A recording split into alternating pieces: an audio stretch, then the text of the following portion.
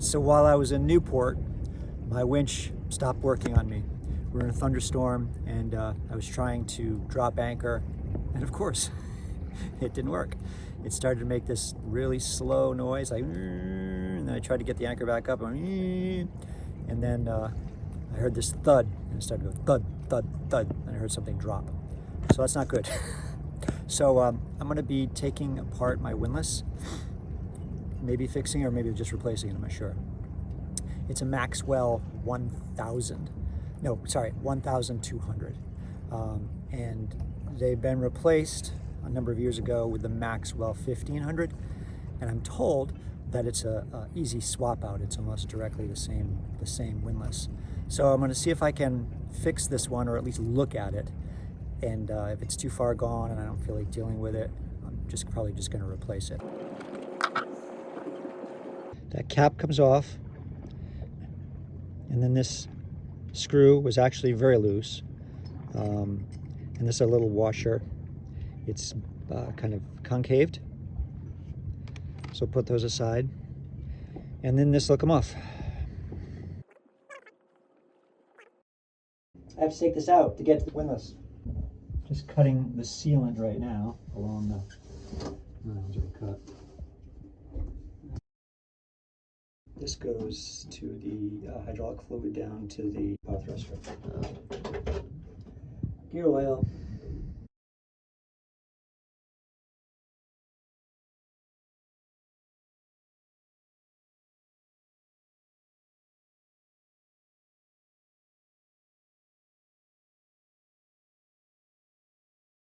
Just kind of hold that for me. You just can't let it slide down that hole because I know where that hole goes. Okay. We'll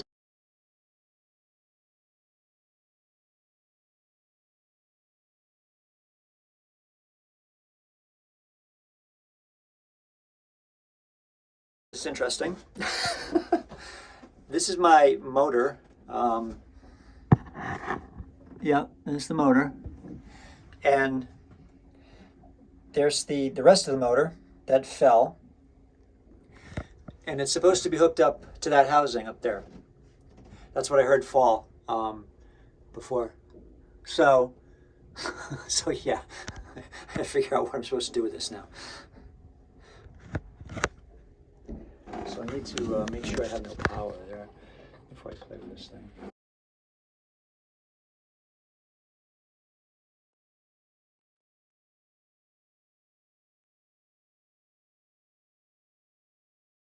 Except for those bolts. Snap right off, look.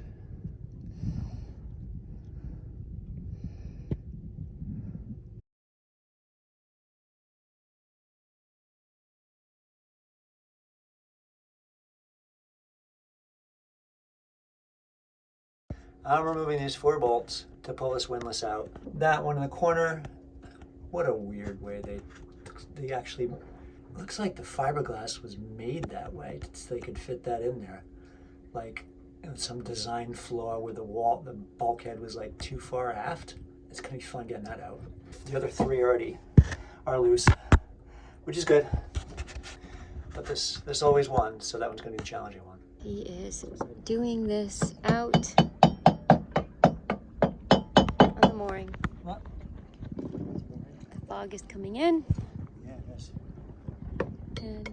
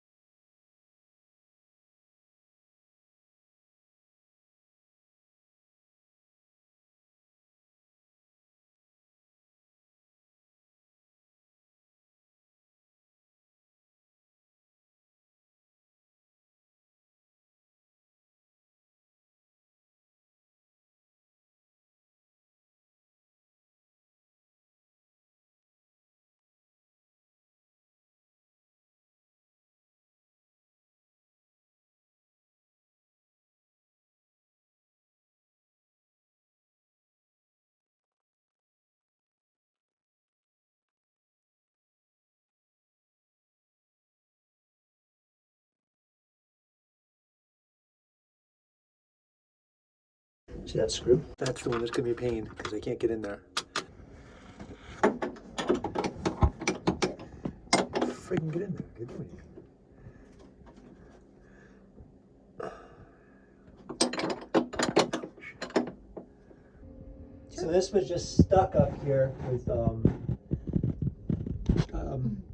gasket material or something. So I just hit it with a hammer. That wouldn't damage it. It just came off finally. And now I have access to that PIA bolt that I couldn't get at before. So that's good. So yeah, I couldn't get it all in one piece, so I just broke it all down. Now I have lots of pieces. And now we have a big hole when it rains tonight? Yeah, we'll have a huge hole, yeah. Yeah, see, I got it. That's the bolt. Not, I mean.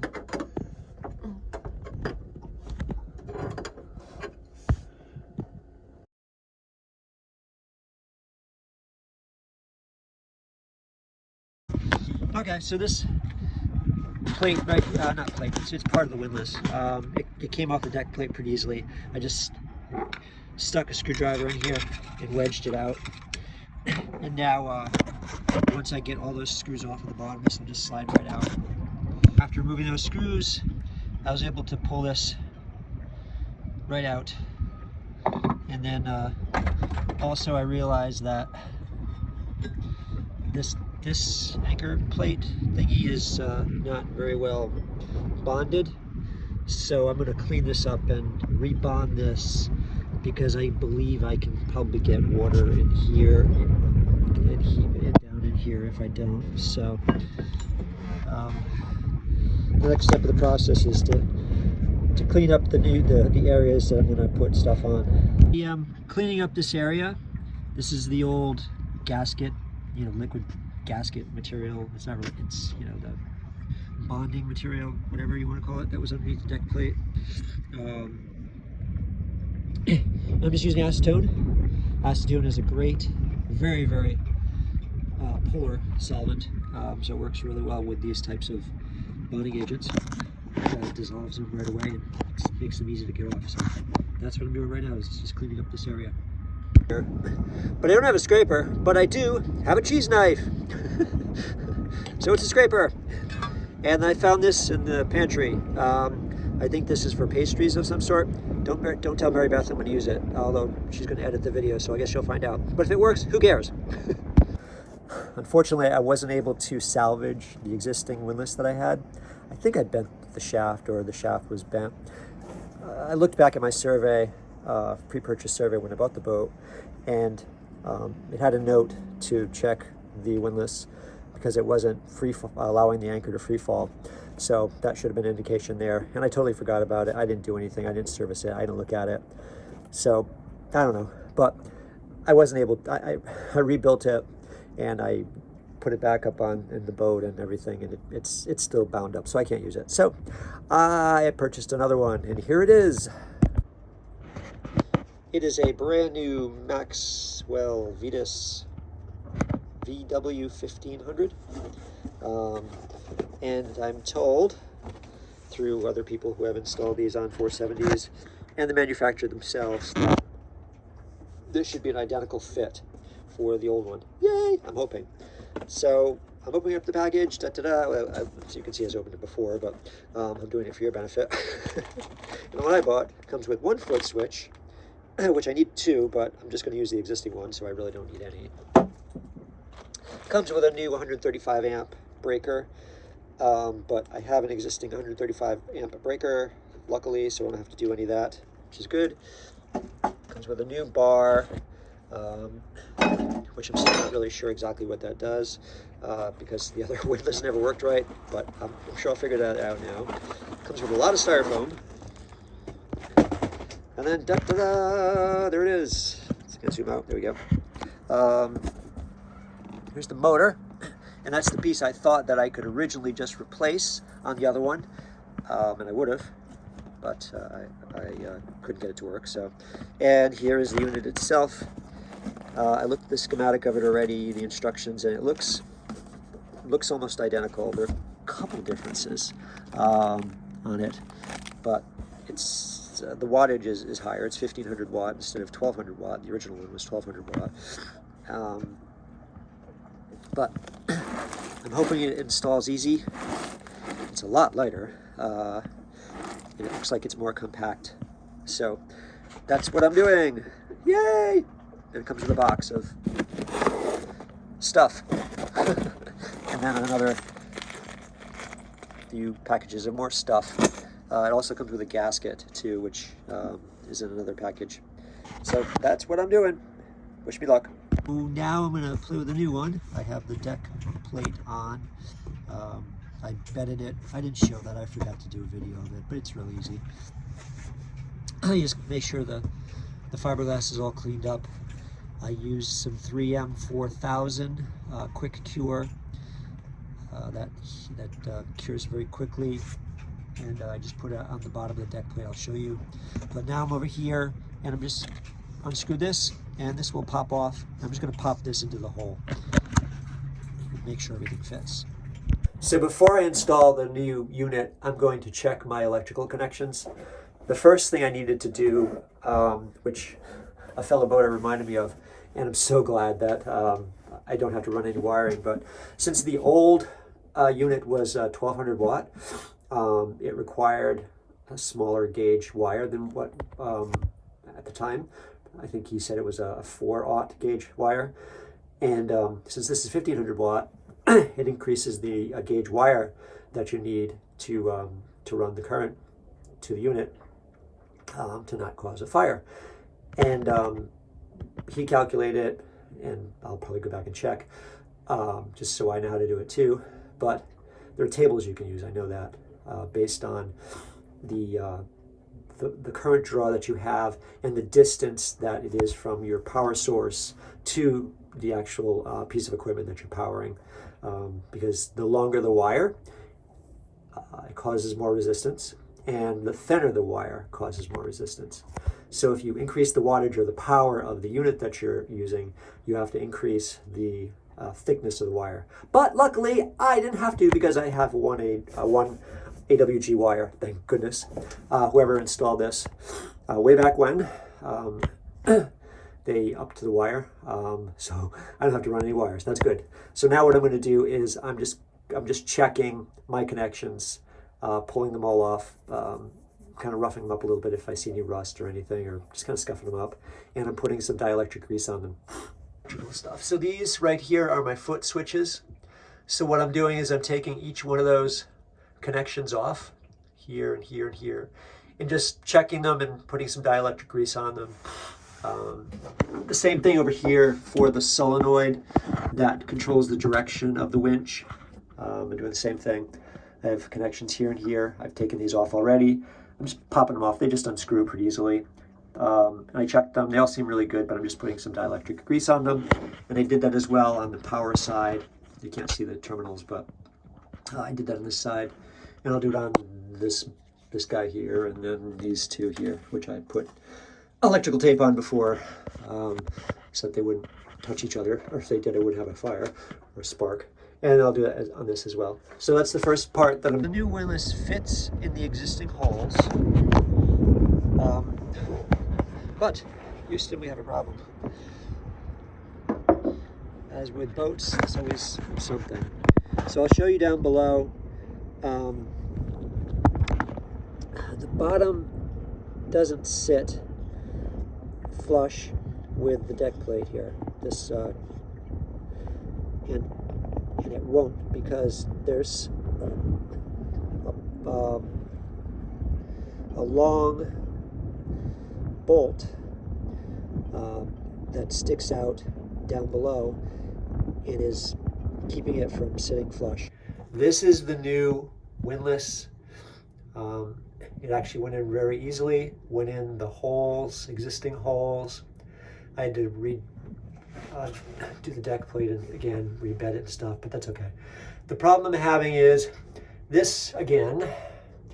I think they screwed this freaking bulkhead up, and it should have been pushed forward, or the windlass should have been back farther, the holes, because they have this like notch. And with the original windlass, The bolt was only about, I don't know, maybe about that far down, and so it allowed a nut to get up onto it.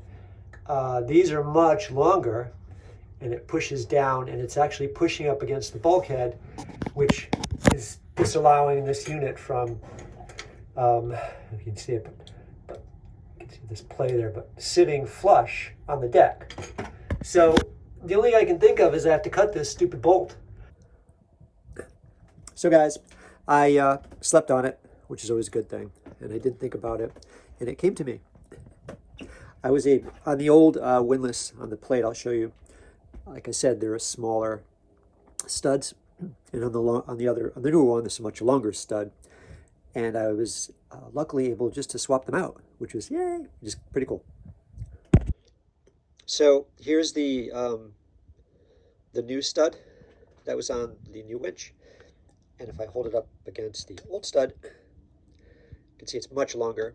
And I thought I would have to cut this, but I didn't. Luckily, these just screw into this plate for the old windlass, and this one screwed into the plate of the new windlass, and I was able to swap one out. So now I'm in good shape, and I'm good to go now. I can start tightening down the windlass, and then reattaching my electrical connections, and I should be good to go. Here's the shorter stud on here now. As you could see before, the longer one was way down here, and it was actually in contact with the bulkhead, and it wasn't allowing the unit to sit flush. Plus, I couldn't even get a nut on it. This one is good. I'm able to get a nut on it, barely, but at least I can tighten it down, and then the other ones will be tightened down like normal, and then I can just install my electrical connections. This is the bolt, and I can barely get a wrench in here. I kind of got it tight, and I think I got it as tight as I can get it. The others are definitely good. I can feel they're snug. They're not crazy tight because I don't want to mess up the gasket. And that's it. So now I'm going to install the bottom piece,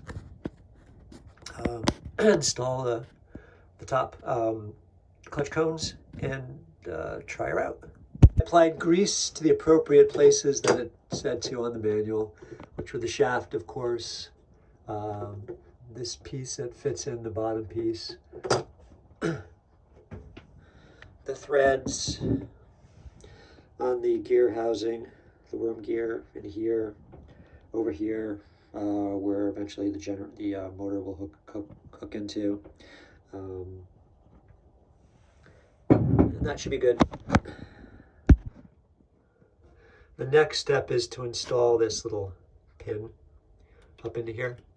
So I'm going to do that. I can't do that with the camera on, but that's what I'm going to do. And then I'm also, after I do that, once the pin is in, there's this little ring that locks the pin in place.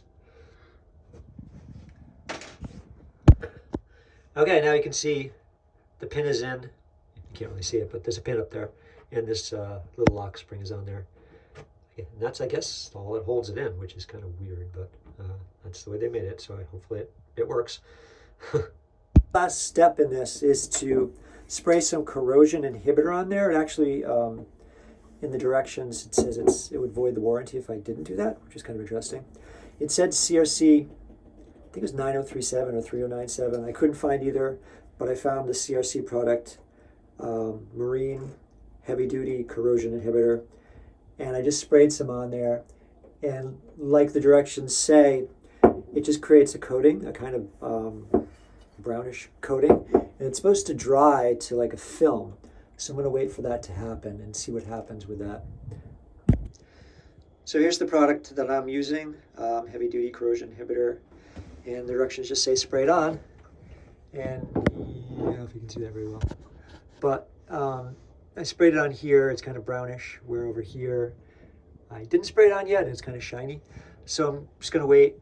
It's been maybe a minute, 2 minutes maybe, since I sprayed it, and it's still kind of shiny, so I think it's wet. I'm going to see how long it takes to dry and see what it looks like when it dries. And then I guess I'll spray everything under here, is what it says to do in the directions. All the all the exposed metal parts. The connections make sense. I'll even spray up where my foot switches are. And my terminal, well, it's gonna be tough to get back there, but my terminal's back here and over there as well.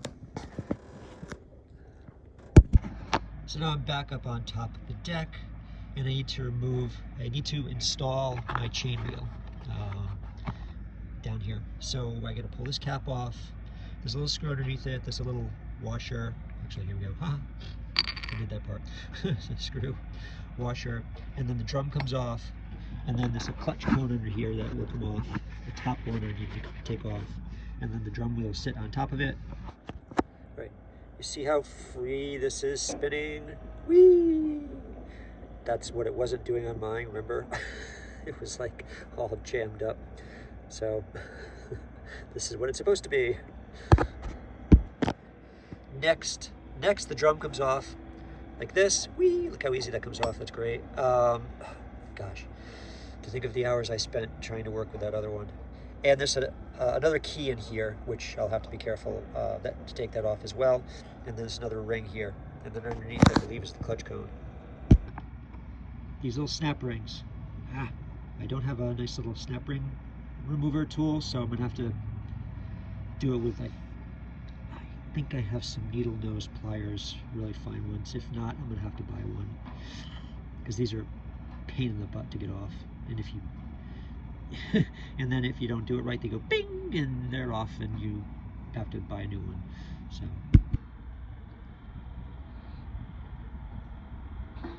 I was able to do it with some handy dandy hemostats. They fit right into the little holes.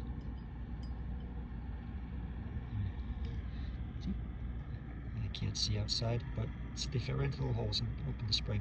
That worked. And now these clutch cones will come off. There's another pin right there.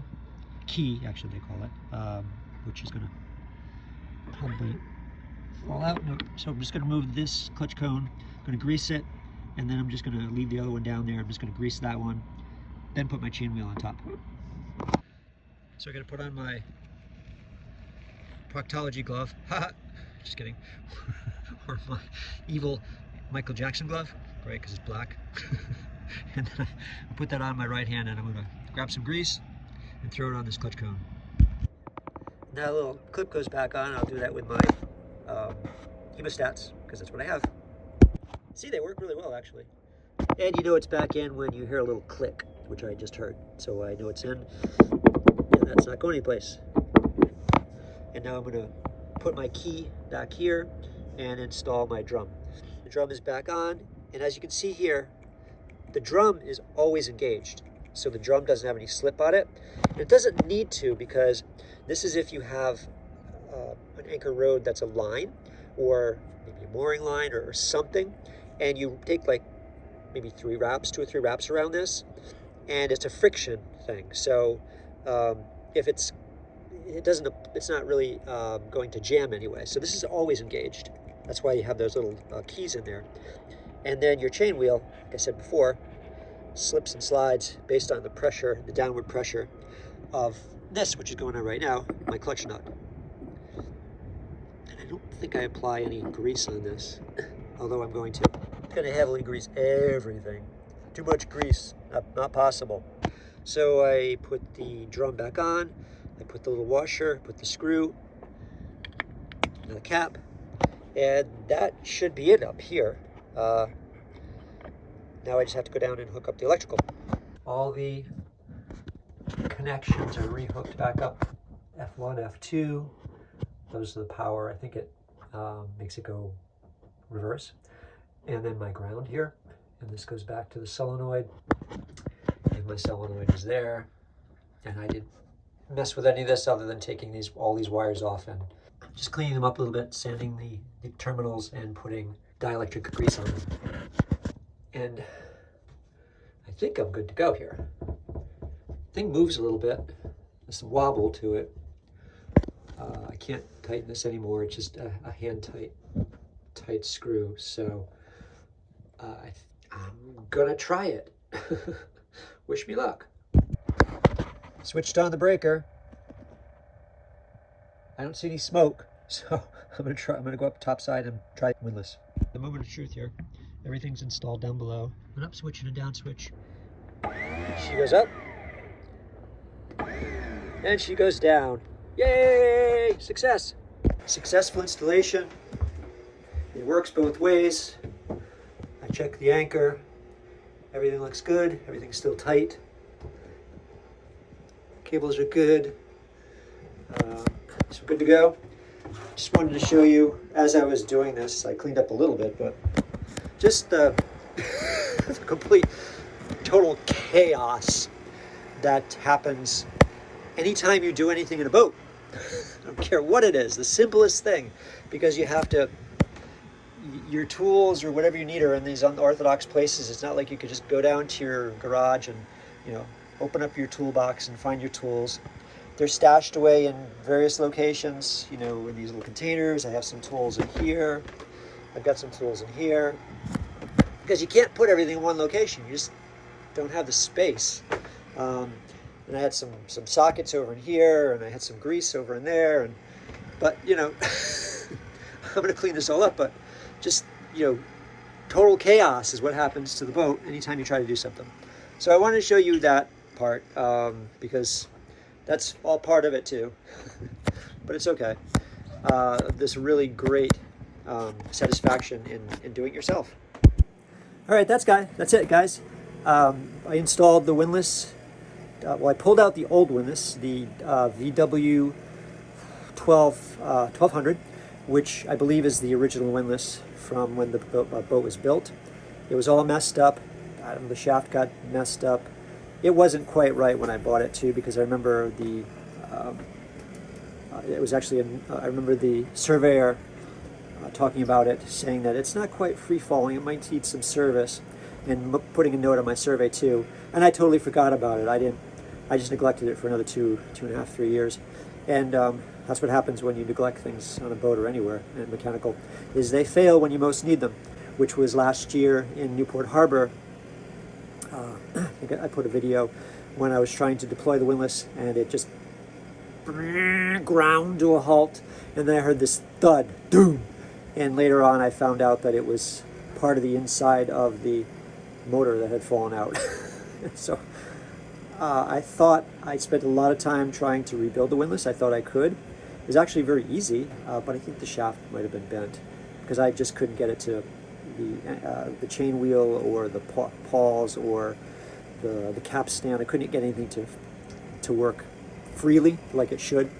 So I ended up purchasing a brand new one, which is a one that's identical to this one. Not identical, but it fits the holes, and it's the same size. So there was very little modification that was needed, and that was the VW 1500. Now that one has higher wattage, and I just thought it was just the name of the stupid things, like, oh, it's a VW 1200, VW 1500, you know, they just changed the names because whatever. But I didn't realize that was actually the wattage of the units.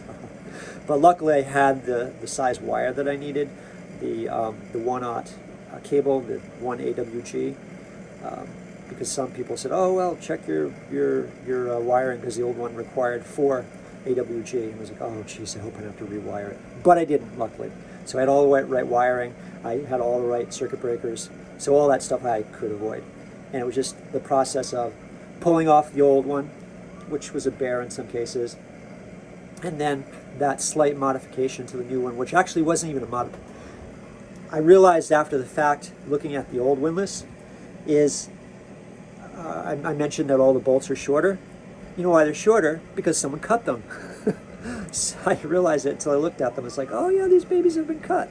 So so I was able to swap out one of the shorter studs for the newer, longer stud, and make that work in that bulkhead.